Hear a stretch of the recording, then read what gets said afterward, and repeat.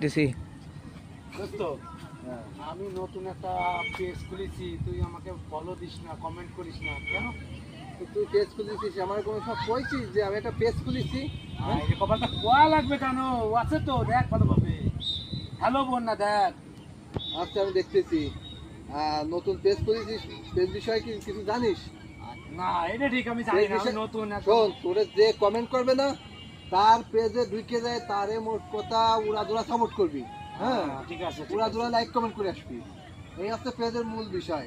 তুই okay like comment করবি, share করবি, ফলো করবি, ওরা তোকে লাইক কমেন্ট শেয়ার করবে। ধন্যবাদ ধন্যবাদ। এইভাবে কিন্তু পেজ বড় হয়।